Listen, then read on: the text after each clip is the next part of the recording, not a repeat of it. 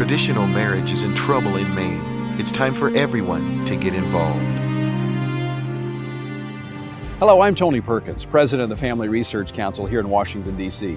You may be asking yourself, how will same-sex marriage affect my family? Well, based on the evidence, everything changes when same-sex marriage becomes legal. If it's legalized, then it must be taught as normal, acceptable, and moral behavior in every public school. Don't believe me? It's already happened in Massachusetts. That means public schools in every grade, even kindergarten, must teach your children to accept same-sex marriage. This really confuses children. David, appreciate you and Tanya inviting us to come into your home. I've been looking forward to sitting down and talking to you about this because I think this is such an important story, and I think parents need to know what's happening in our schools.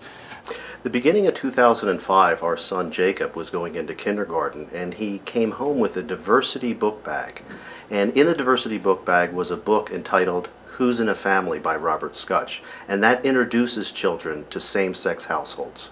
Now, wait a minute, let me be clear. Your son is in kindergarten. Yes. And he was given a book about homosexuality and marriage? Yes.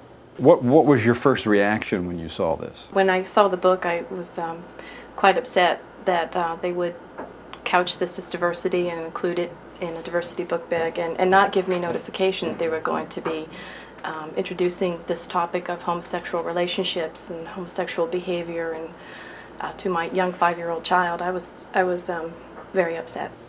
I have the book right here. Who's in a Family? It introduces children to such things as Clifford and her dad's partner, Henry. This is what they sent home with your 5-year-old? That's correct, Tony.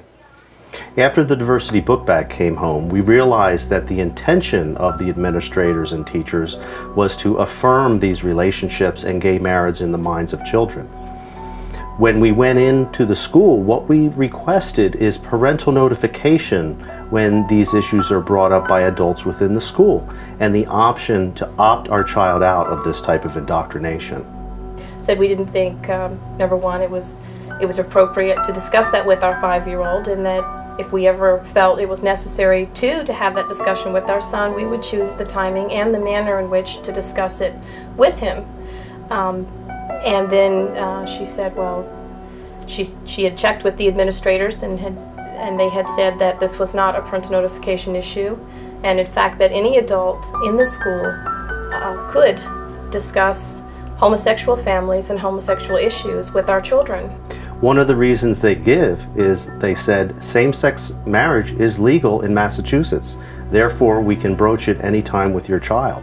And when they are putting forward that it's equal, they're putting forward that it's a morally equal alternative and affirming it in the minds of children. Now, these are young, impressionable children, and they know very well that there are many parents that do not hold these beliefs. But irrespective of that, in an intolerant manner and in an aggressive manner, they are putting forward that we as parents do not even have the right to know what they're saying to our children. So when she would not acknowledge our parental rights in this area, we then went to our Judeo-Christian beliefs and our faith and said, well, you wish to affirm homosexuality to our son. You're presenting that which is sin as though it is not to our son, and we cannot allow that. And at that point she reiterated, this is not a parental notification issue. It is our sacred duty as parents to guide our child. What they did and what they were doing at the point where they won't allow parental notification or the option to opt out is they were taking the parental role for themselves. And they had no tolerance for the notion that parents have the right to be the primary directors of the child's upbringing and moral education. And I said, I'm prepared to sit here all night until I see some form of accommodation as a parent. To make a long story short, the accommodation they gave was to put me in handcuffs and send me to jail. I couldn't believe that they were willing to arrest my husband because my husband and I just wanted parental notification. We want to raise our children to know God And God has blessed us with the sacred responsibility to raise them for Him, to know Him, and to know His truth. I was willing to see how far this administration would go in denying us our rights and squashing parental rights. And they were willing to handcuff a father and send him to jail. It was a 6x8 cell, filthy. But, you know, I felt I didn't have a choice at that point in order to fulfill my role and duty as a father.